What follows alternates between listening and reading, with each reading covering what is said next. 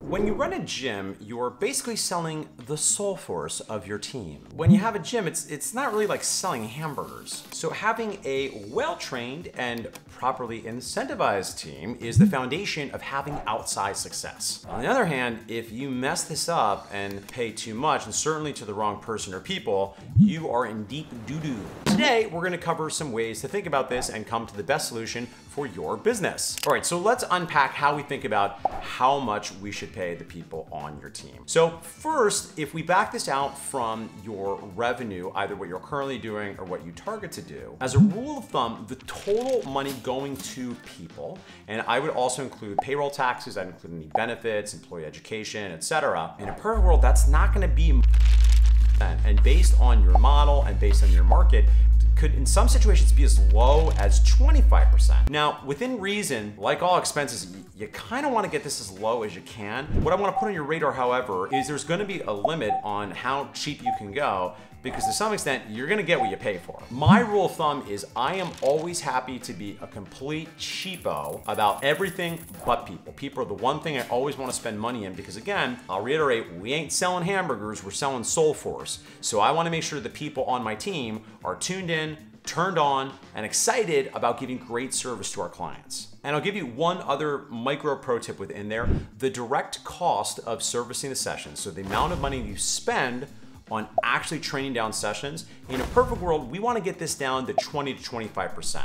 Because what that means is your gross profit, the amount of money left over after just what it costs you to run the sessions, is gonna be about 80% left over, sometimes 75% if we're being a little bit more generous. Now again, you can go up to 40%, and if your business gets more sophisticated, particularly if you hire a number two and you step out of the business, you're gonna need some money that you're spending on staff that is not directly the servicing of the sessions, but are helping administer the business. So this is everything from somebody helping support you by maybe taking over some GM responsibilities, maybe focusing some sales opportunities, maybe management of some of the other people on your team. So again, I'd say if you're 40% or under and closer to 25%, you're in a real healthy place when you're looking at total money spent on your team. However, I think the more salient question many of us run into is, how much do I pay Billy? Right? How much do we pay an individual that is doing a role in your business? So I think when we consider how assets are valued, when you look at financial statements,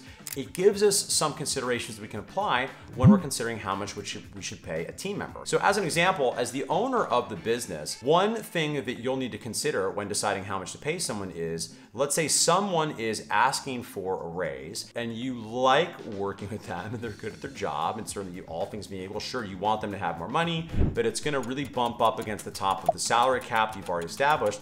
One thing you have to consider is, well, how much does it cost me to replace this person? Because let's say hypothetically, somebody is now pushing for an hourly rate as a trainer where they're going to, in your market, be getting up to maybe 60K per year. And maybe that's pretty good in your market, but you know you could probably get a trainer to come in and do a pretty comparable job for about 50K. That can be a lot of savings. That's 10 grand per year depending on the size of your market. And of course, you do have to consider the certain cost involved of finding and training and onboarding the new person. A second way that you might consider this that is worth asking but difficult to come to an actual math answer for is, what is the value they create to the business? What is the intrinsic value? So let's say we're working with this 40% number.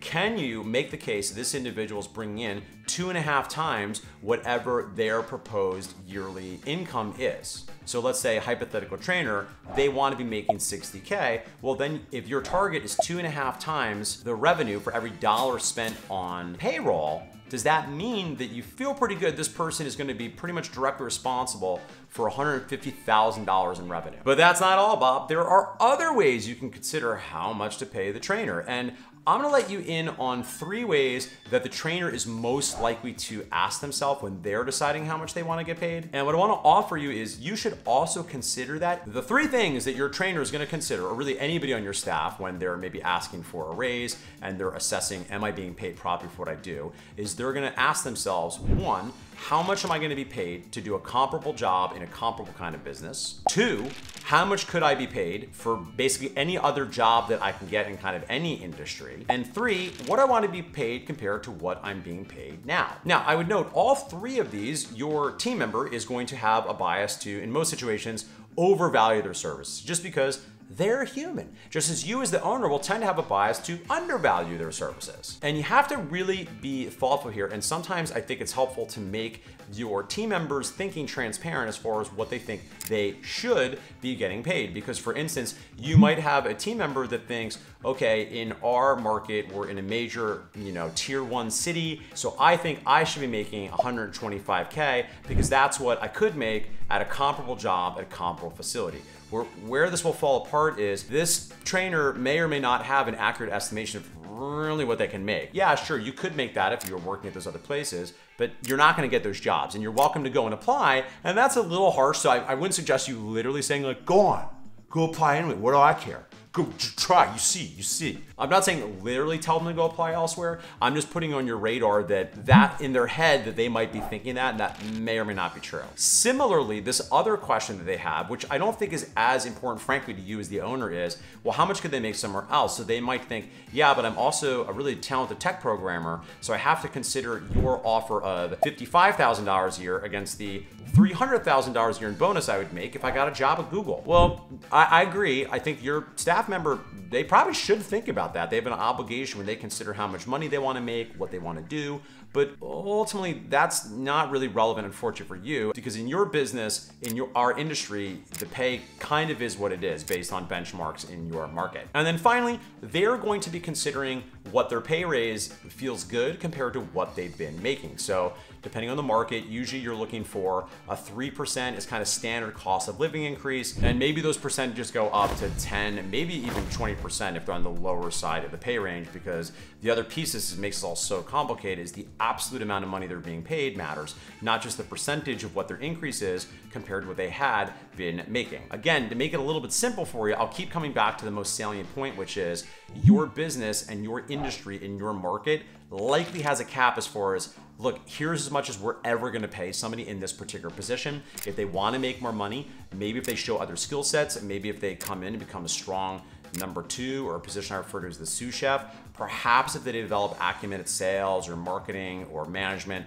where they're adding a lot more value than being, and I don't want to say merely, but merely being a trainer on the floor. So I'm going to pull up there because I admit this is all maybe a little bit unsatisfying, but I want to make a few final points here, which is one, if you've not watched my video, the #1 new gym owner mistake and how to fix it, please watch it, because just as you can underpay your employees and shoot yourself in the foot because you can't hold on to good people, you can overpay, and frankly, the latter is the more common challenge I see that I have to unwind when I'm working with a newer, greener gym owner. The other thing I want to offer as a final pro tip is if and when you find a high performer, a crude rule of thumb is pay them 10% more than the going market rate. You want to intentionally pay them more than they're going to make other places to keep them around. So I don't think you want to do this for everybody, but when you have a good person, take care of them. And specifically, I'd say if you're incentivizing somebody to become a strong number 2, become a sous chef and work as a general manager in your facility, I think at that time, it's gonna make sense to create some performance-based paces based on the overall business performance